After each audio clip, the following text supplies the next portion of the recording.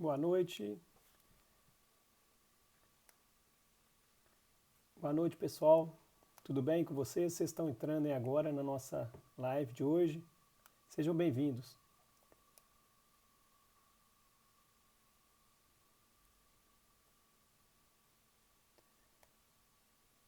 Tudo bem, né? Boa noite, Adriano, Luísa, 1.000 toneladas, né? Irene, tudo bem com vocês? Pessoal, hoje nós estamos completando a nossa 7ª live do Tópicos em Raciocínio Clínico. Hoje, dia 13 de outubro de 2022. Como é bom estar aqui com vocês hoje, nessa 7ª live. Né? Já são 7 desse projeto nosso aí de falar uma vez por semana com vocês. Só esperar um pouquinho o pessoal acabar de entrar. Tudo bem aí, né, gente? Adriano, Irene, tudo jóia.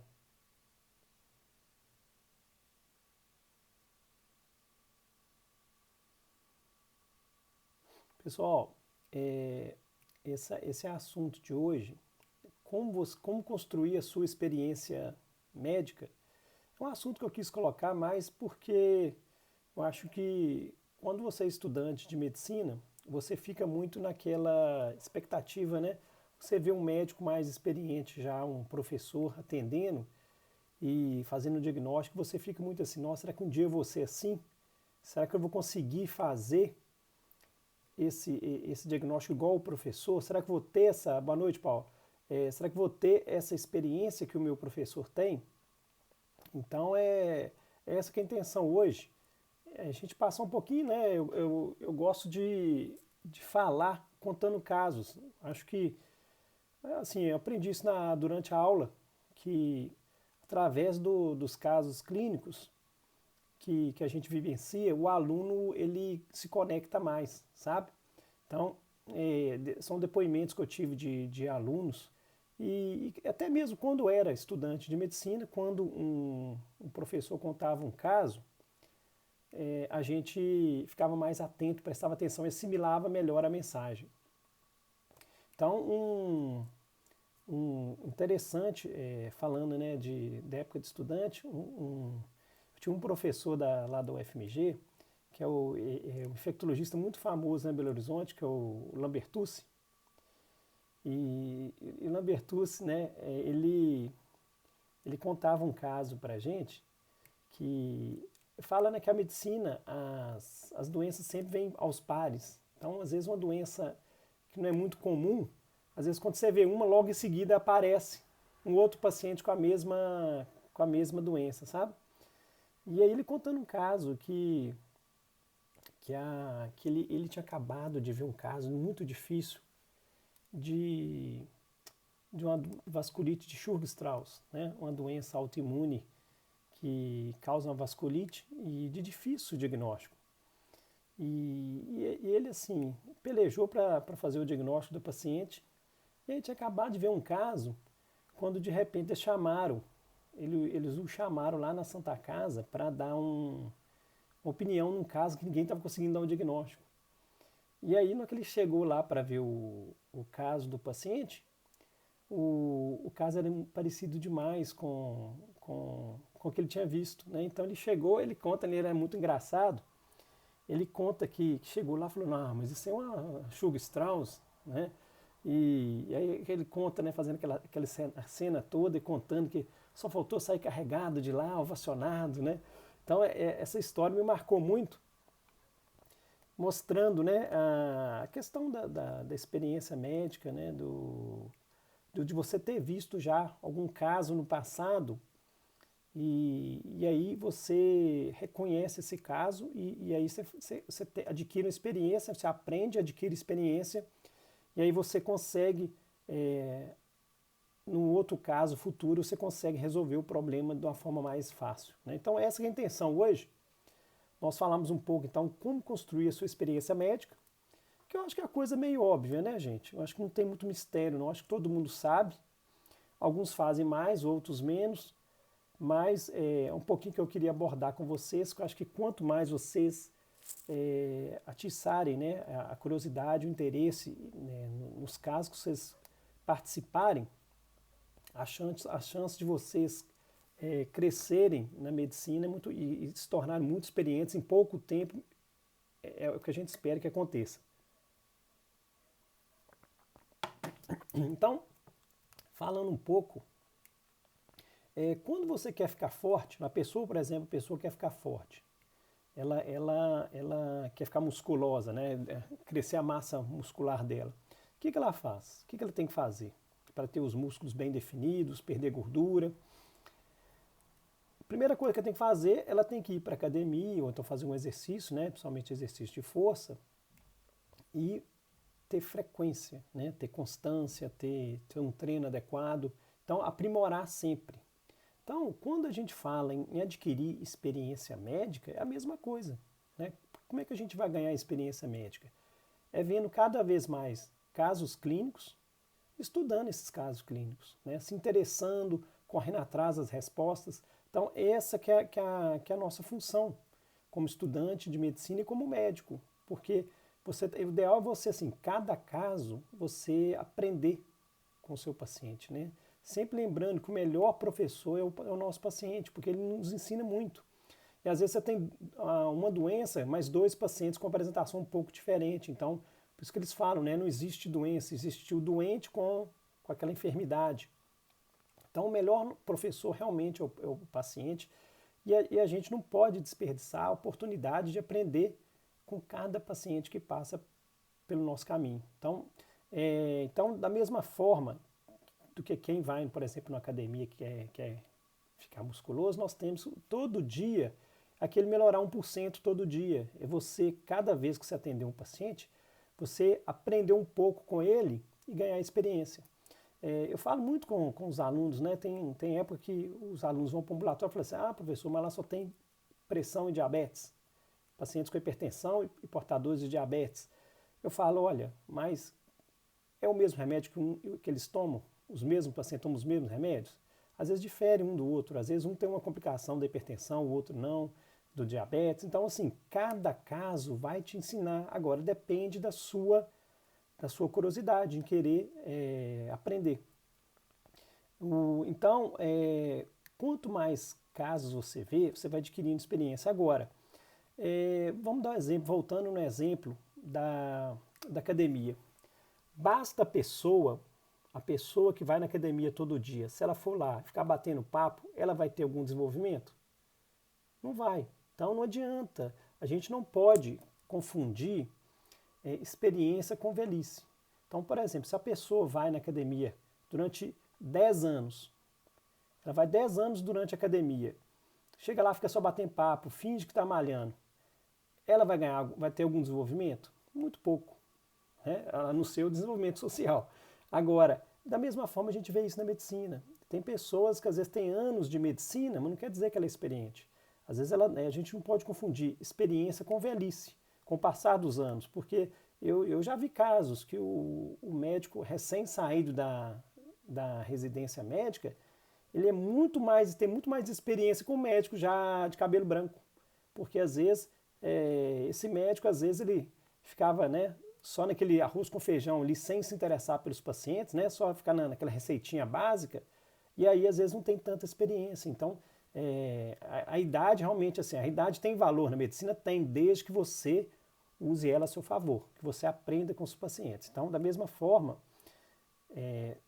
o ideal é que cada caso que passar por nós, a gente se interesse por esse caso e aprenda com ele.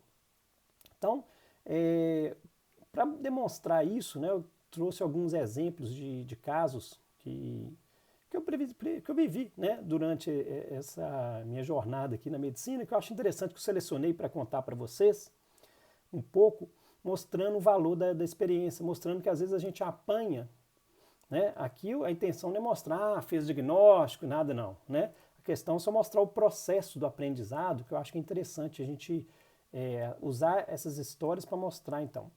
Então, né, um caso que eu queria contar para vocês é um caso, uma senhora que lá tem muitos anos já.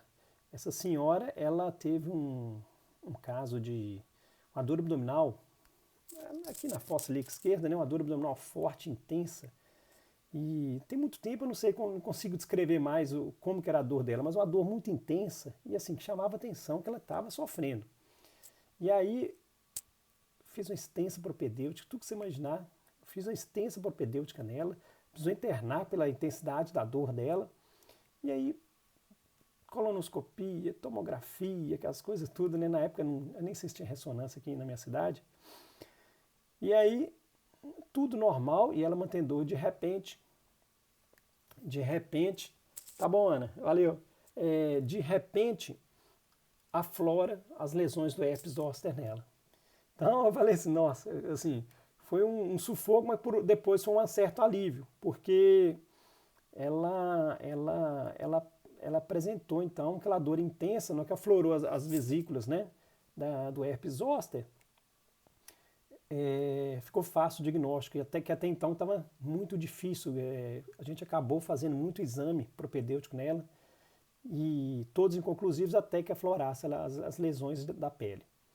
E aí, esse caso me marcou muito porque eu, né, literalmente assim, né, fiz o diagnóstico, mas apanhei, né? Apanhei, mas assim, importante é ser apanhar, mas aprender, né? E aí você vai assimilando os caráteres da dor. E eu falo sempre com os pacientes, né? Eu conto às vezes esses casos durante a aula, das aulas de semiologia, mostrando assim que a herpes zoster me acompanha, né? Assim, impressionante como me persegue os pacientes. Então, depois desse caso, eu fiz peguei vários pacientes com herpes zoster, então, no tórax, no abdômen, em outros locais também. E aí, de tanto ver esses casos, você vai aprendendo, apurando o caráter da dor, né? Aquele caráter mais latejante, lancinante, aquele ardente, né? Só que ele é mais superficial, que chama atenção, que ele é mais superficial, né? Seguindo o trajeto do nervo. Então, uma dor muito intensa, está queimando, mas ele é mais superficial. Então aí, né, você já começa a ficar calejado, e aí chega uma vez uma senhora com uma dor forte, né? A dor dela era tipo no epigastro e irradiando para o dorso, sabe?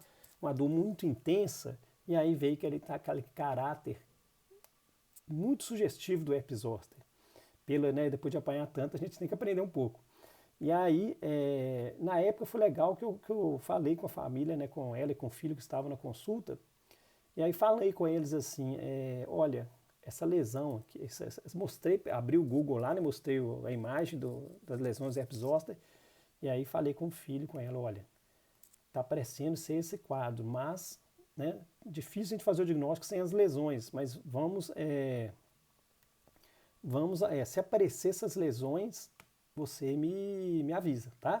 E aí entrei com remédio para dor, né? Paracetamol, umas codeína. Na época eu até entrei pensando, se você estiver tendo neurite ali já, eu vou entrar com corticoidezinho, né? Se isso ajudou a florar as lesões, não sei. Mas o fato é que, assim, que 11 dias depois, o filho dela me liga, né? Ó, doutor Luciano, as bolinhas apareceram. E aí já entrei rápido com o tratamento e graças a Deus ela não teve neurite pós-herpética, não. Mas, então, eu falo que a herpes zoster me acompanha.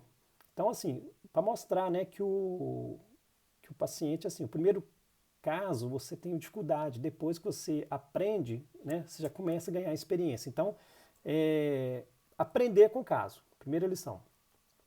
E aí, passado um tempo, um outro paciente, né, eu estava viajando no final de semana, aí a esposa dele me liga, Luciano, fulano está com dor demais nas costas, no abdômen e tal.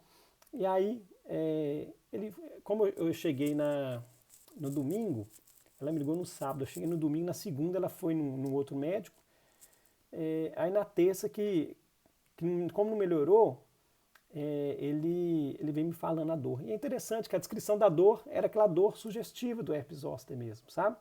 E aí eu falei assim, olha, por acaso apareceu umas bolinhas na sua barriga aqui, nas costas? Não, vai, doutor, apareceu mesmo umas bolinhas, umas alergia, o médico falou que era alergia.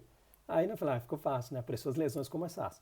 Então, assim, né, mostrando o aprendizado. E aí, né, para o último caso, herpes zoster, prometo, eu tive um paciente que era um paciente assim, que ele teve um herpes zoster abdominal há uns anos atrás, e aí me chamou a atenção que esse paciente, assim, durante o herpes zoster, o intestino dele deu uma paralisada, sabe? Deu uma constipação assim aguda. E aí, assim, né, ficou meio esquisito assim, um período, né, constipação. A gente investigou na época, não achou nada. E eu fiquei assim, ó, deixa eu estudar, né? Estudar o caso desse paciente. Será que tem alguma coisa a ver herpes zoster com constipação? Né? E aí, assim, achei um artigo, na literatura, que é artigo, assim, na fisiopatologia, questionando a fisiopatologia num caso semelhante que o paciente teve uma constipação aguda, questionando do nervo lá na medula, poderia alterar a nervação e levar a uma constipação, né? Assim, a base fisiopatológica certinho, não sei explicar não. Mas o fato mostrando que teve um caso semelhante na literatura. E aí, beleza. Passou essa fase do herpes zoster, teve neurite pós-herpética, ele melhorou o intestino, passou. Né? Aí apanhei, mas aprendi. Né? Que assim, foi, pô, esse cara com constipação de uma hora para outra, e no paciente idoso. E aí, passa alguns anos, chega um colega meu encaminhando para uma paciente que, com quadro semelhante, ela teve herpes zoster e com constipação intestinal assim, intensa, e que é interessante o seguinte, que ele me encaminhou já com os exames todos feitos, colonoscopia, tomografia, tudo normal, e ela com constipação. Aí, né, eu já tinha aprendido com o primeiro caso que eu apanhei, né, falando, né, que... Falei, só tranquilizei, falei, olha, isso aí tá parecendo ser associado com herpes zoster, eu vou só passar um laxantezinho aqui. Deu uma semana, ela melhorou e ficou satisfeita. Quer dizer, melhorou porque estava na hora de melhorar, pela evolução, né, da história natural da doença que a gente já acompanhado do paciente, do primeiro paciente. Então, o que eu queria mostrar, né, com esses casos do herpes zoster é justamente isso, mostrando como que a gente deve aprender. Eu vejo muito isso na medicina. Passa um caso e a pessoa não se interessa, sabe?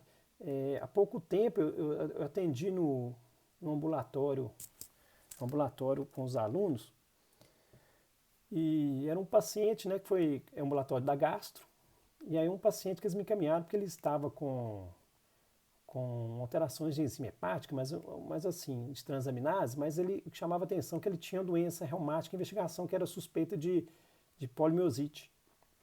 Estava com a fraqueza muscular proximal. E aí o que eu achei interessante que assim, que ele queixava, ele não tinha diagnóstico ainda não, ele estava em propedêutico, mas ele tinha assim, os autoanticorpos positivos. Eles me encaminharam por causa das transaminases elevadas.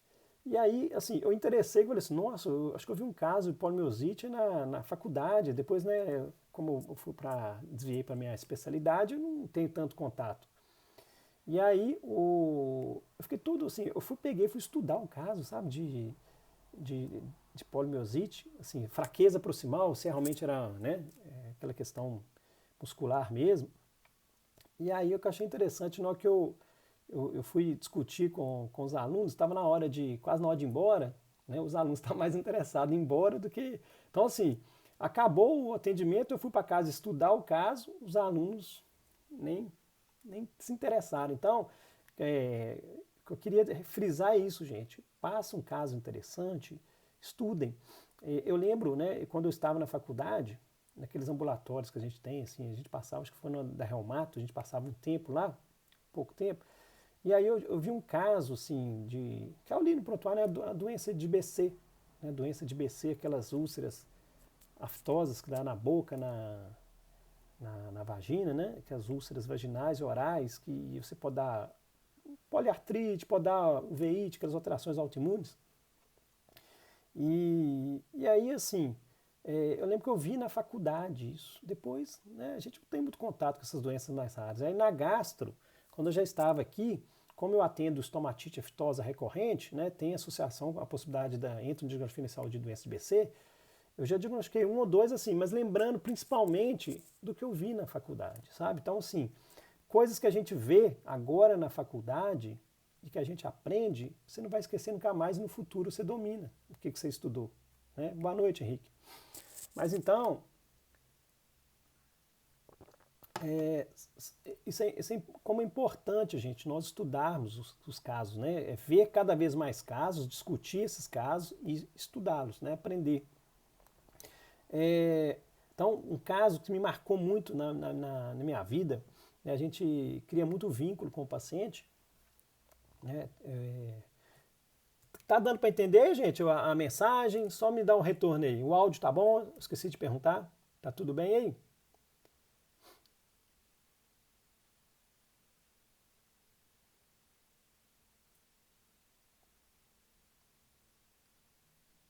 Isso, Isa. Isso mesmo. O áudio tá bom? Tá tudo tranquilo? Beleza, Paulo? Valeu, Henrique. Ok. É... Tá, joia. Qualquer coisa vocês me falam, mandam mensagem, tá bom, gente? É... Então, um outro caso que me marcou muito foi um caso da paciente. A paciente que ela estava vomitando muito, sabe? E a paciente que ela. A história dela é o seguinte: ela tinha perdido o marido há pouco tempo. Ele tinha um DPOC mais avançado, sabe? E aí ela já atendia, assim, já tinha umas dispepsia, umas dores estomacais, né? Assim, a longo prazo, né? Eu já conhecia ela há mais tempo e de repente ela começou a evoluir com vômito, sabe? Uma dor abdominal mais vômito. E aí nessa época me chamou a atenção que ela tem muito vômito, emagrecendo. Assim, o abdômen dela é um pouco prejudicado, porque ela era mais obesa, né? Mas veio emagrecendo muito. E aí essa paciente, eu olhando pelo quadro clínico dela, eu falava assim, nossa, essa paciente parece que está com obstrução intestinal alta, né? Que quadro de vômito, né? Não tem tanta distensão, é aquela dor que continua vomitando, vomitando sem parar e dor. E aí, assim, fiz extensa propedêutica nela, né? Chegou a fazer na época 2 endoscopias, 2 ultrassons, fez tomografia, só que a tomografia na época aqui era helicoidal, não era multislice. E fez trânsito intestinal na época, né, que a gente tinha para ver o delgado, não viu nada obstrutivo, nada na tomografia. E, e aí, na época, essa paciente tá tendo dor, tá tendo vômito. E assim, não melhorando, só emagrecendo. Eu falei, essa paciente tem alguma coisa. E tá parecendo ser obstrução intestinal. E aí, na época, eu cheguei, falei assim, vou ter que mandar essa mulher lá para Belo Horizonte, que não tinha ressonância aqui. Aí eu convênio dela permitiu, eu mandei ela para Belo Horizonte, caiu uma colega minha, que na época era residente lá do HC, ela estava acabando a clínica, estava começando a radiologia, sabe? Então, assim, uma profissional muito boa, competente, assim, de ótima formação. E aí ela chegou e falou, olha, essa paciente está com adenocarcinoma, ele está com um tumor de pâncreas, né? Adenocarcinoma não, né? Falou que tinha uma lesão pancreática ali, já invadindo o duodeno e estava dando obstrução, que nos exames que a gente tinha feito aqui, até então vários não tinha mostrado, né?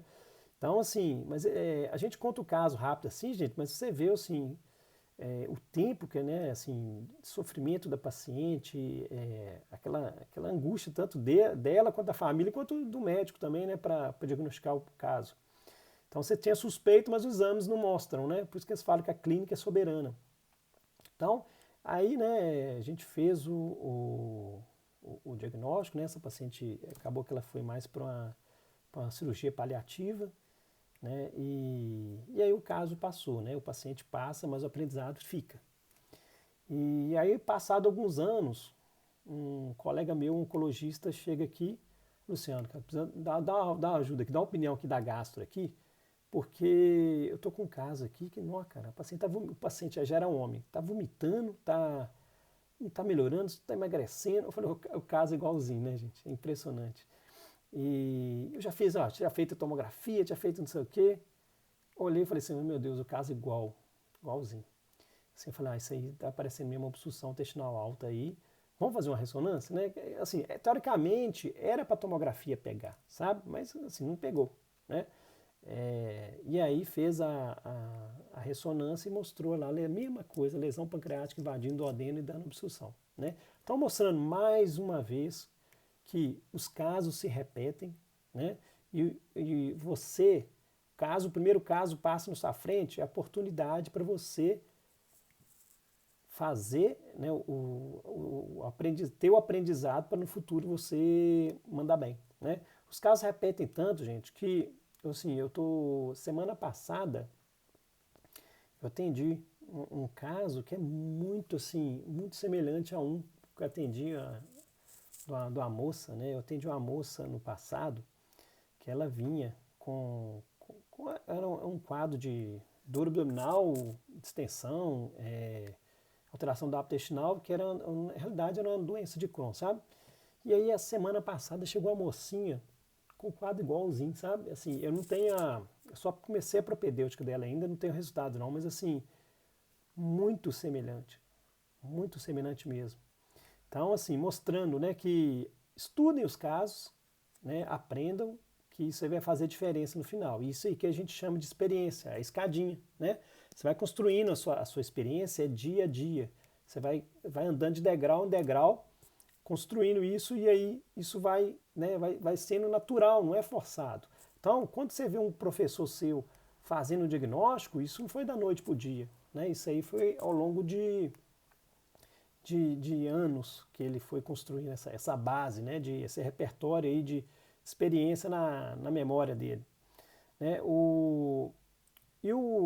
Teve um caso, quando eu era residente, que de um paciente que tinha Lá no HC tem muita raropatia, né? Então, assim, além do paciente ter um divertículo de Zenker, que é aquela divertículozinho que dá no esôfago e faringa esofágico, como se fosse um saquinho, né? Assim, onde às vezes acumula saliva, resto de alimento.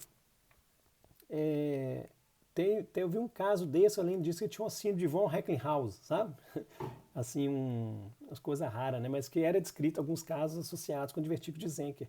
Então, assim, eu fiz esse diagnóstico, fiz não, desculpa, eu acompanhei esse caso com divertículo de Zenker, né, lá na residência, para vocês terem ideia. Depois disso, isso não é de clínica, não é de gastro, eu vi um caso que estava tratando endoscopicamente e depois nunca mais vi. Eu acho que eu vi um ou outro, sei lá. E aí outro dia, né, há uns 2 anos atrás, chegou uma paciente, né, queixando, fazendo um barulho na que engolia, né? Então, assim, aí você fala, né, pode ser divertido dizer que você faz o raio-x daquela imagem bonitinha. Então, assim, mostrando, gente, que basta um caso para você fechar um diagnóstico no futuro, tá? Então, estudem. E só para terminar, né, eu falei no stories aí do caso do fantasma, é um caso que eu já contei para alguns alunos. Algum de vocês aí conhece o caso, que tá aí, conhece o caso do fantasma, gente?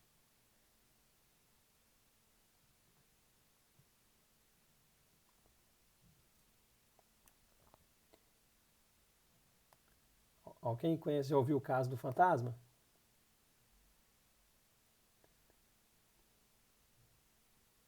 Não? Não? Eu achei que alguns já tivessem ouvido o caso do fantasma. Né? Então vamos lá. Então esse caso fantasma, gente, é só me arriscado contar que eu faço umas caretas aqui, tá? Não preocupa não, tá bom, gente?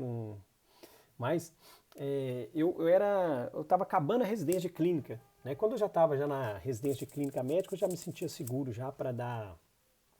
A Daniel já contei, isso mesmo, Daniel. Quando eu estava na residência de clínica, já no R2, já terminando, então eu já estava mais, né, já estava seguro para dar plantão sozinho, né, já tinha uma bagagem boa para.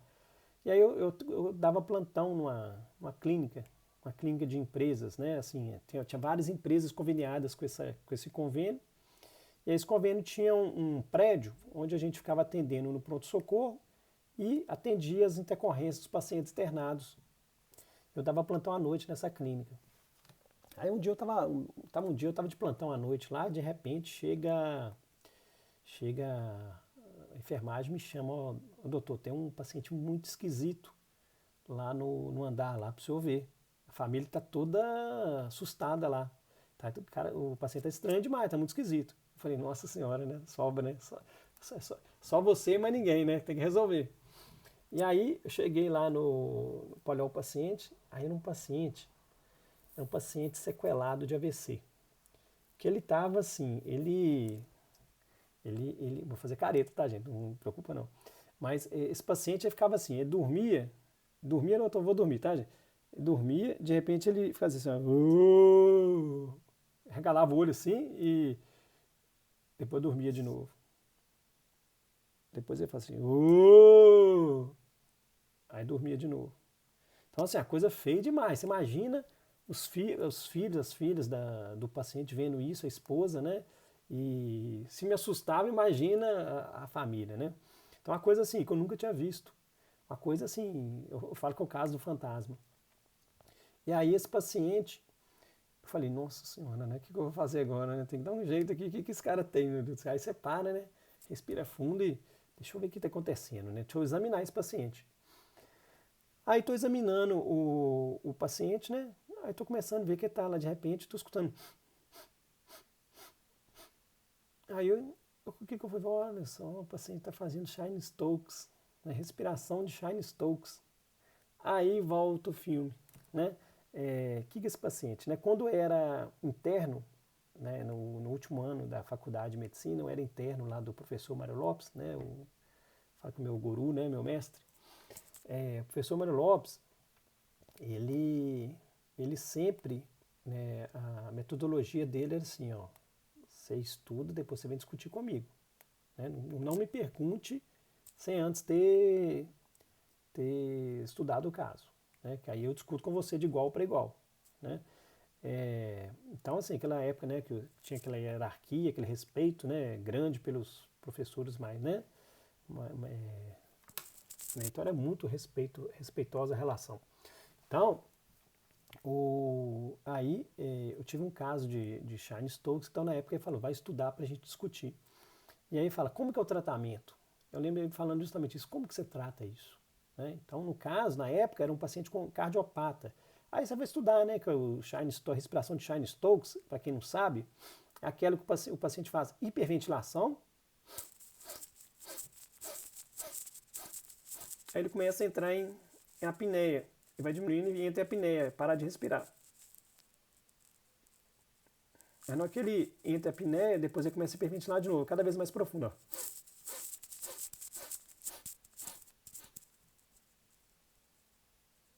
Apneia. Então ele faz apneia e hiperpneia, apneia e hiperpneia, né? Então é muito associado com ciência cardíaca grave, pacientes com sequela de AVC, com AVC, com distúrbios assim, Parkinson avançado, Alzheimer avançado, hidrocefalia, doenças neurológicas graves, quem usa às vezes muita morfina demais, quem usa remédio para convulsão demais, eu já tive pacientes com intoxicação por anticonvulsivante, tendo o Shine Stokes.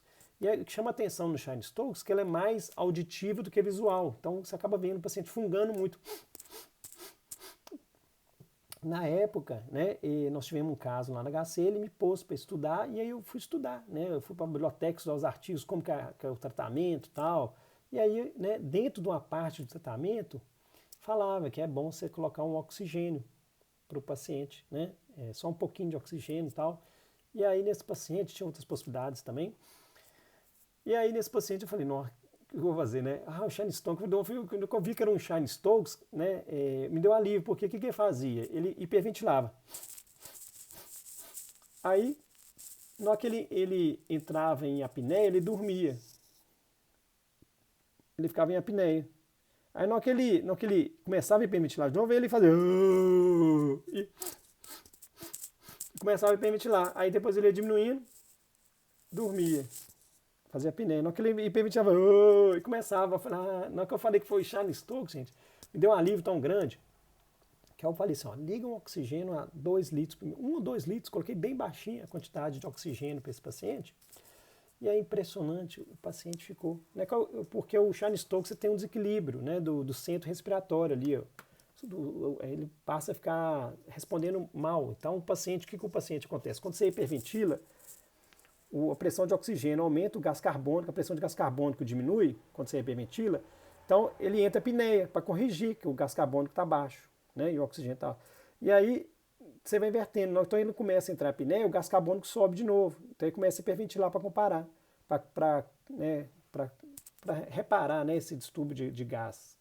Então, a apneia, o gás carbônico, a pressão de gás carbônico sobe. Hiperpneia, ele diminui. Então, ele vai respondendo de acordo com esses níveis alterados da oxigenação. E na hora que eu dei o oxigênio para ele ali, ó, eu mantive um fluxo de oxigênio regular, ele acalmou. Então ele ficou calmo, aí dormi a noite toda, e aí a família ficou, né? Assim, pareceu só uma mágica, né? Mas mostrando, gente, com a coisa que eu aprendi no internato, estudando um caso, né? Me foi útil poucos anos depois, tipo uns 2 anos, 2 anos e meio depois, né? Então mostrando, gente. Então eu queria fechar com vocês hoje é isso, frisando. Viu um caso clínico? Estudem, tá? Todo caso ensina, pode ter certeza. Então, viu um paciente, estuda o caso dele e aprendam, tá bom? Então esse é o recado de hoje, tá bom? Exorcismo, né? Com oxigênio, tá certo. Mas deu para entender, gente? Fez sentido aí?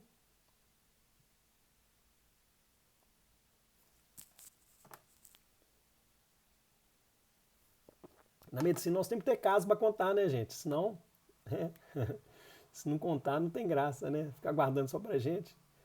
E que sirva de aprendizado, né, gente? O objetivo é esse, né? É sempre passar, né?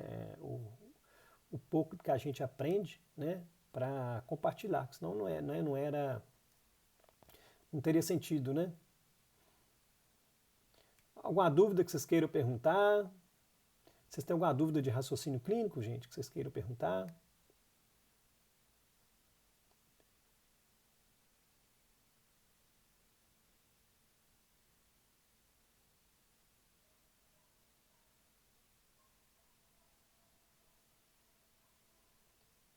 Oi, Vitória. Tudo bem aí, Vitória?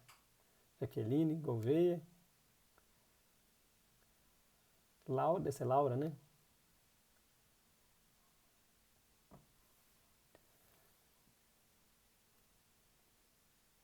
Só esperar um pouquinho que chega um pouquinho atrás as mensagens aqui.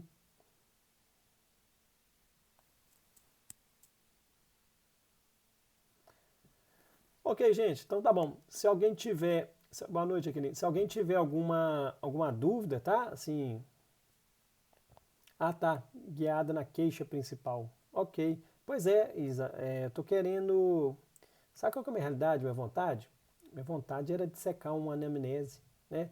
É lógico, vai ser, assim, na minha vai ser mais da área da gastro, né? Mas eu tenho que pedir uma autorização do paciente, né? Eu vou pensar como é que eu vou fazer, que eu estava pensando justamente isso mesmo, sabe? Assim, fazer, eu falo que seria de secar a anamnese, né? Para parar e falar, por que eu perguntei isso? Por que, né? Eu acho que é interessante, sim, sabe? Eu acho que seria muito legal, tá? Mas eu tô com essa mesma ideia sua.